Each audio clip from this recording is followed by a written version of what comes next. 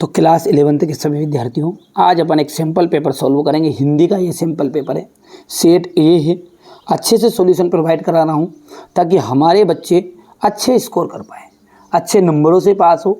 जिस तरह मैंने हर क्लास को सहयोग किया, इसी तरह हमारे इंग्लिश मीडियम वाले और हिंदी मीडियम वाले बच्चे कमेंट कर रहे थे बार बार कि हमें हिंदी का पेपर आप प्रोवाइड कराओ, एक सैम्पल पेपर दो, लेकिन ऐसे बताओ कि जो क्वेश्चन आंसर फंसे।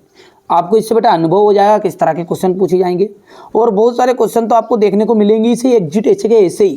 ठीक है, चलिए तो देर किस बात की, फटाफट से शुरू करते हैं। पहला है आपका वीर गाथा काल की प्रसिद्ध जो रचना है वो रचना कौन सी है। देखिए, वीर गाथा काल में ना वीरों के जसों को गाया जाता था, तो पृथ्वी राज रासो एक आपकी वीर गाथा की प्रसिद्ध रचना है। मीराबाई जो है अपना सर्वस्व मानती है श्री कृष्ण को।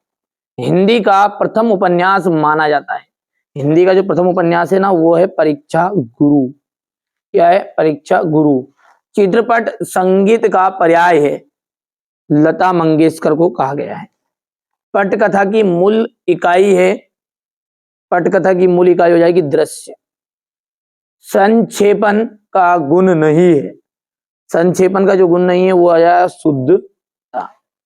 चलिए अब है आपका रिक्त स्थान। कवि भवानी प्रसाद मिश्र अपने पिता के 5वें पुत्र थे। कौन से?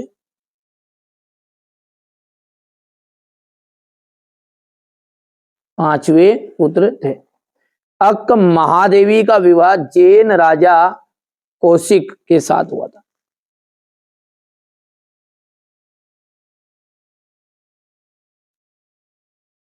धनराम तीसरे दर्जे तक ही स्कूल का मुंह देख पाया था। तीसरे। भारतीय संगीत के मुख्य वाद्य वीणा रहा है।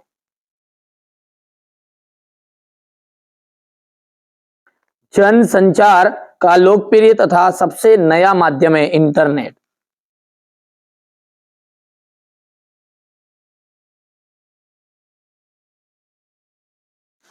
ठीक है, इसके बाद में काव्य को बिंब में शब्द चित्र माना जाता है।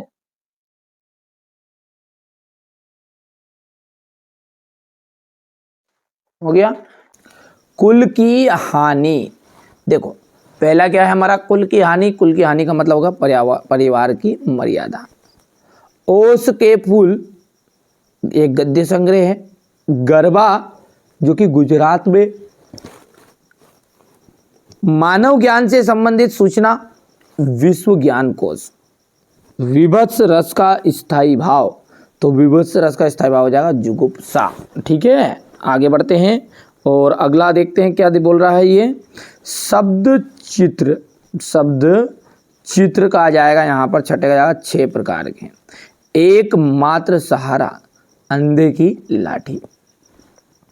अब है अपना एक वाक्य में उत्तर, जो कि पहला है हमारा जगनीक द्वारा रचित कृति का नाम बताना है, परमाल रासो। दूसरी बार लॉर्ड कर्जन के भारत आने पर कौन प्रसन्न ना थे। देखो भारत आने पर कौन प्रसन्न नहीं थे, कौन खुश नहीं थे, तो भारतवासी नहीं खुश थे। आलो आदरी किस भाषा का शब्द है? बंगाली भाषा का।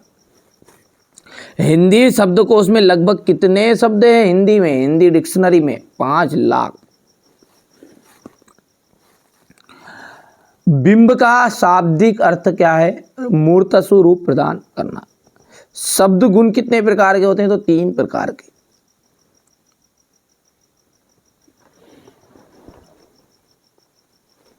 यदि हम छोटा करते हैं इसको तो यहां पर आ जाएगा 7वें का अपनी करनी पार उतरने लोकोक्ति का मतलब है स्वयं के परिश्रम से ही व्यक्ति को सफलता मिलती है। धनराम कुशाग्र बुद्धि का बालक था, असत्य बात है। कृष्णा सोबती ने देशभक्ति से संबंधित कहानियां लिखी, ये भी असत्य बात रहेगी आपकी। तातुस ने बेबी को पढ़ने के लिए बांग्ला अभिधान पुस्तक दी, ये असत्य रहेगा। टिप्पणी का मुख्य उद्देश्य मामलों को लटकाना रहे, असत्य रहेगा। रोला क्या है? एक सममात्रिक छंद है।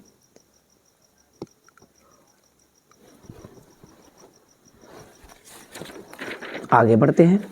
ये क्वेश्चन नंबर 6 से आपका है ना पूरा बिल्कुल इसका सॉल्यूशन मैं आपको अभी बता रहा हूँ, इसके बाद ही पहले पेपर देखो आप, सॉल्यूशन आपको सबको बता दिया जाएगा। ये क्वेश्चन नंबर 7 हो गया, ये 8 हो गया है, 9, 10, ये क्वेश्चन नंबर 11 रहेगा, ये क्वेश्चन नंबर आपका 12 है। लक्षणा शब्द शक्ति की परिभाषा उदाहरण सहित लिखनी है, ये क्वेश्चन नंबर 13 आपका। ठीक है भैया।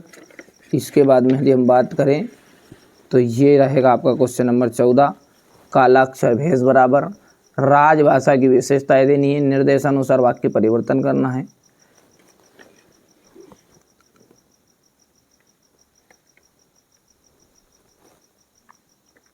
ये क्वेश्चन नंबर 19 आपका पूरा सॉल्यूशन अभी दे रहा हूँ मैं, इसको बाद जस्ट अभी, है ना, इतना हो गया भैया। इसके बाद में अपन बात करेंगे यहाँ से, तो ये रहेगा आपका, इतना हो गया। यहाँ पर युवक नहीं जो देख संकटों को डर जाता, यहाँ चकोर ही नहीं जो अगर अंगार ना खाता। हो गया इतना, हो गया भैया। इसके बाद में ये यहाँ पर है क्वेश्चन नंबर 20,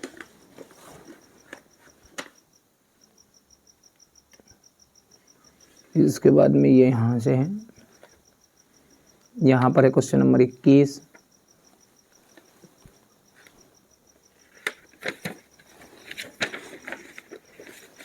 ये रहेगा आपका क्वेश्चन नंबर 22, 21 का था, और ये 22, और ये आपका क्वेश्चन नंबर 23। ठीक है भैया।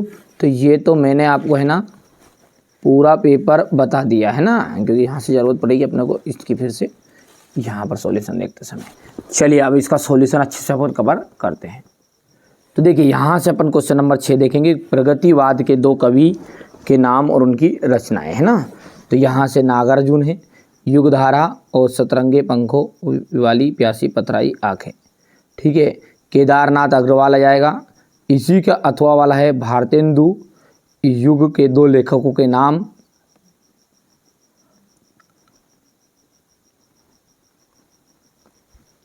मीरा जगत को देखकर क्यों रोती है। क्वेश्चन नंबर ये 8 रहेगा आपका, द्विवेदी युग के गद्य की कुछ विशेषताएं आपको बतानी है। ये हो गया इतना। इसके बाद में यहाँ तक हो जाएगा। हो निबंध को गद्य की कसौटी क्यों कहा गया है। हो गया भैया। थोड़ा सा छोटा कर देते ताकि हमारे बच्चों को कोई दिक्कत नहीं आए। हो गया इतना। इसके बाद में ये आपका हो जाएगा क्वेश्चन नंबर 9, शिव शंभू को 2 गायों की कहानी के माध्यम से लेखक क्या कहना चाहता है।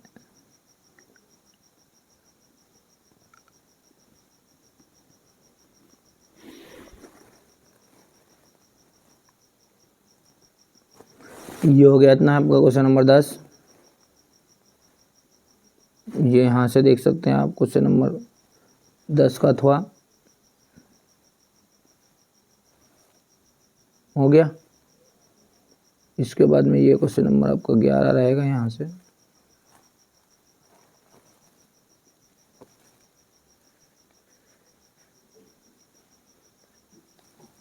ठीक है भैया।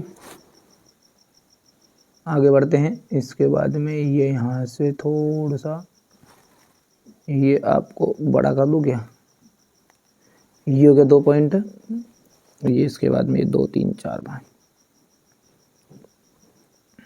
क्वेश्चन नंबर 12 देखिएगा, महाकाव्य और खंड काव्य में अंतर।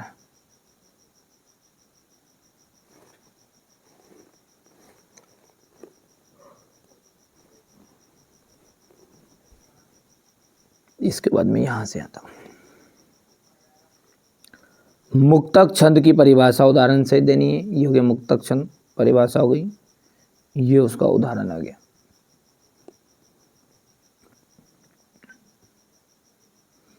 कोई दीवाना कहता है कोई पागल मजनू है।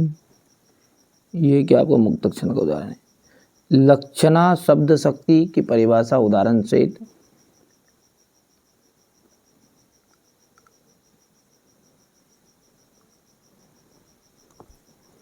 प्रसाद गुण की परिभाषा एवं ये यहाँ से देख लीजिएगा, प्रभु जी तुम चंदन हम पानी, जागी अंग अंग बास समानी। हो गया।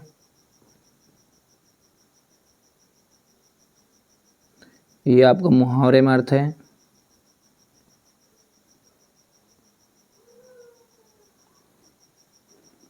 राजभाषा की विशेषताएं लिखिएगा। निर्देशानुसार वाक्य परिवर्तन, निरर्थक का शब्द युग्म। हो गया भैया। क्वेश्चन नंबर 16 को देख लीजिएगा, भवानी प्रसाद मिश्र का है जीवन परिचय। तो ये तो इनके बारे में थोड़ी सी बातें हैं, तो ये अपने एमपी बोर्ड में तो कुछ आती नहीं है। और रचनाएं की बात करें, ये हो गया आपका भाव पक्ष हो गया है।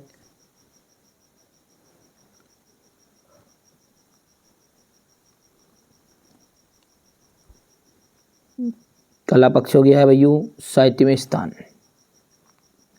अगला है आपका अथवा दुष्यंत कुमार का है ना। तो दुष्यंत कुमार के बारे में कुछ जानकारी यहाँ तक हो गई है।